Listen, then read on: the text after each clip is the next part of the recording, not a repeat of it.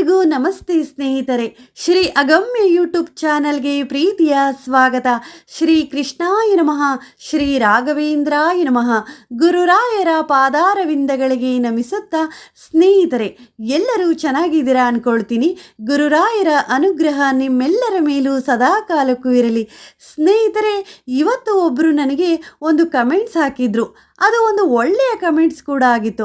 ಹಾಗೆ ಒಂದು ಪ್ರಶ್ನೆಯೂ ಸಹ ಅನ್ಕೋಬೋದು, ಈ ಆಷಾಢ ಮಾಸದಲ್ಲಿ ಗುರುರಾಯರ ವ್ರತವನ್ನು ಮಾಡಬಹುದಾ ಅಂತ. ಅದಕ್ಕೋಸ್ಕರ ಆ ಒಬ್ಬರಿಂದ ಹಲವಾರು ಜನರಿಗೆ ಉಪಯುಕ್ತವಾಗಲಿ ಎಂದು ಈ ವಿಡಿಯೋವನ್ನು ಮಾಡಿ ಹಾಕಿದ್ದೇನೆ.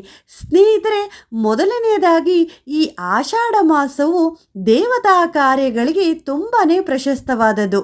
ಈ ಆಷಾಢ ಮಾಸದಲ್ಲಿ ವ್ರತಗಳಿಗೆ, ದಾನಗಳಿಗೆ, ಪೂಜೆ ಪುನಸ್ಕಾರಗಳಿಗೆ ಹೆಚ್ಚಾಗಿ ಮಹತ್ವದ ಸ್ಥಾನವಿದೆ. ನೀವು ಈ ಆಷಾಢ ಮಾಸದಲ್ಲಿ ಯಾವುದಾದ್ರೂ ಒಂದು ವ್ರತವನ್ನು ಮಾಡಬಹುದು. ಅಂದರೆ ಈ ಆಷಾಢ ಮಾಸದಲ್ಲಿ ಸಿಗುವ 4 ಗುರುವಾರಗಳ ಗುರುರಾಯರ ವ್ರತವನ್ನು, ಹಾಗೆ 4 ಶುಕ್ರವಾರಗಳ ಲಕ್ಷ್ಮೀ ವ್ರತವನ್ನು ಸಹ ನೀವು ಮಾಡ್ಬೋದು. ಹಾಗೆ ಸ್ನೇಹಿತರೆ, ಈಗಾಗಲೇ ಆಷಾಢ ಮಾಸವು ಜುಲೈ ತಿಂಗಳು 6ನೇ ತಾರೀಕಿನಿಂದ, ಅಂದರೆ ಶನಿವಾರದಿಂದ ಪ್ರಾರಂಭವಾಗಿದೆ ಅಲ್ವಾ ಸ್ನೇಹಿತರೆ. ಈ ಆಷಾಢ ಮಾಸದಲ್ಲಿ ಯಾವುದೇ ರೀತಿಯಲ್ಲೂ ಸಹ ಶುಭ ಕಾರ್ಯಗಳನ್ನು ಮಾಡಬಾರದು. ಹಾಗೇನೂ ಇಲ್ಲ ಸ್ನೇಹಿತರೆ. ಈ ಆಷಾಢ ಮಾಸವು ತುಂಬಾ ಒಳ್ಳೆಯ ಮಾಸವಾಗಿದೆ.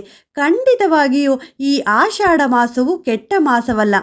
ಆದರೆ ಮಾಡಬೇಕಾಗಿರುವ ಒಳ್ಳೆಯ ಶುಭ ಕಾರ್ಯಗಳನ್ನು ಯಾಕೆ ಮುಂದೆ ಹಾಕ್ತಿದ್ರು ಅಂದರೆ, ಈ ಆಷಾಢ ಮಾಸದಲ್ಲಿ ತುಂಬಾ ಮಳೆ ಗಾಳಿ ಇರೋದ್ರಿಂದ ಒಂದು ಕಡೆಯಿಂದ ಇನ್ನೊಂದು ಕಡೆ ಹೋಗಲು ಸಾಧ್ಯವಾಗ್ತಾ ಇರಲಿಲ್ಲ. ಅಂದರೆ ಸಂಬಂಧಿಕರಾಗಿರ್ಬೋದು, ಸ್ನೇಹಿತರಾಗಿರ್ಬೋದು, ಆ ಒಂದು ಶುಭ ಕಾರ್ಯದಲ್ಲಿ ಭಾಗವಹಿಸೋಕ್ಕೆ ಆಗಲ್ವಲ್ಲ. ಅದಕ್ಕಾಗಿ ಸಹ ಈ ಒಂದು ಆಷಾಢ ಮಾಸದಲ್ಲಿ ದೊಡ್ಡ ದೊಡ್ಡ ಶುಭ ಕಾರ್ಯಗಳನ್ನು ಮಾಡ್ತಾ ಇರಲಿಲ್ಲ ಸ್ನೇಹಿತರೆ.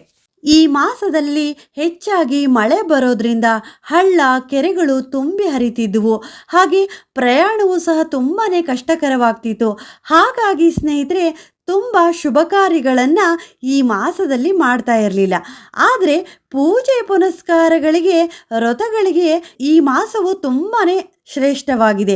ನೀವು ಈ ಆಷಾಢ ಮಾಸದಲ್ಲಿ ವ್ರತಗಳನ್ನು ಹಿಡಿದು ಸೇವೆ ಮಾಡೋದು, ಮಗದೊಂದು ಪೂಜೆ ಪುನಸ್ಕಾರಗಳನ್ನು ಮಾಡೋದಕ್ಕೆ ತುಂಬಾ ಒಳ್ಳೆಯದು ಸ್ನೇಹಿತರೆ. ಹಾಗೆ ಈ ಆಷಾಢ ಮಾಸದಲ್ಲಿ ಖಂಡಿತವಾಗಲೂ ಗುರುರಾಯರ ವ್ರತವನ್ನು ಮಾಡ್ಬೋದು. ನೀವು ವಾರಗಳನ್ನು ಹಿಡಿದು ವ್ರತವನ್ನು ಮಾಡ್ತೀರೋ ಅಥವಾ ದಿನಗಳನ್ನು ಹಿಡಿದು ವ್ರತವನ್ನು ಮಾಡ್ತೀರೋ, ಮೊದಲನೇದಾಗಿ ನೋಡ್ಕೊಳ್ಳಿ.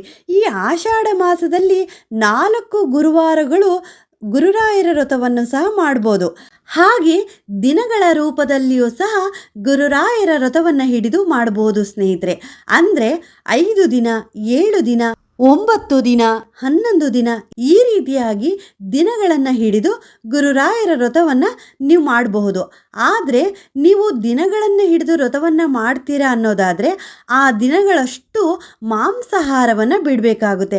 ಹಾಗೆ ಸ್ನೇಹಿತರೆ, ಈ ವ್ರತಗಳ ಮಾಹಿತಿಯನ್ನು ಈಗಾಗಲೇ ನಾನು ತುಂಬ ಸಲ ವಿಡಿಯೋಗಳನ್ನು ಮಾಡಿ ಹಾಕಿದ್ದೀನಿ. ನೀವು ಅದನ್ನು ನೋಡಬೇಕು ಅಂದರೆ ನಾನು ಡಿಸ್ಕ್ರಿಪ್ಷನ್ನಲ್ಲಿ ಲಿಂಕ್ ಕಳಿಸಿರ್ತೀನಿ, ಚೆಕ್ ಮಾಡಿ ನೋಡಿ ಸ್ನೇಹಿತರೆ. ಹಾಗೆ ಸ್ನೇಹಿತರೆ, ಈ ಒಂದು ಆಷಾಢ ಮಾಸದಲ್ಲಿ ನೀವು ರಾಯರ ಮಠಕ್ಕೆ ಹೋಗಿ ಅಲ್ಲಿಯೂ ಸಹ ಸೇವೆ ಮಾಡಬಹುದು.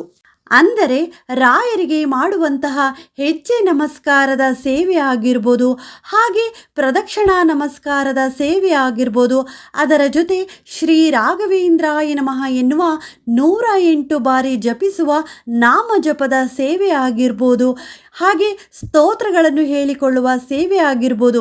ಈ ರೀತಿಯಾಗಿ ಗುರುರಾಯರಿಗೆ ರಾಯರ ಮಠದಲ್ಲಿಯೂ ಸಹ ನೀವು ಸೇವೆಯನ್ನು ಮಾಡ್ಬೋದು ಸ್ನೇಹಿತರೆ. ಹಾಗಾಗಿ ಸ್ನೇಹಿತರೆ, ಈ ಆಷಾಢ ಮಾಸದಲ್ಲಿ ದೇವತಾ ಕಾರ್ಯಗಳನ್ನು ಮಾಡುವುದು, ಹಾಗೆ ವ್ರತಗಳನ್ನು ಮಾಡುವುದು, ಸ್ತೋತ್ರಗಳ ಪಾರಾಯಣವನ್ನು ಮಾಡುವುದು, ಹಾಗೆ ದಾನಗಳನ್ನು ಮಾಡುವುದು ತುಂಬಾ ಶ್ರೇಯಸ್ಕರವಾಗಿದೆ. ಹಾಗೆ ಇದರಿಂದ ನಮಗೆ ಪುಣ್ಯವೂ ಸಹ ಲಭಿಸುತ್ತದೆ ಸ್ನೇಹಿತರೆ. ಎಲ್ಲರಿಗೂ ಒಳ್ಳೆಯದಾಗಲಿ. ಶ್ರೀ ಕೃಷ್ಣಾರ್ಪಣಮಸ್ತು.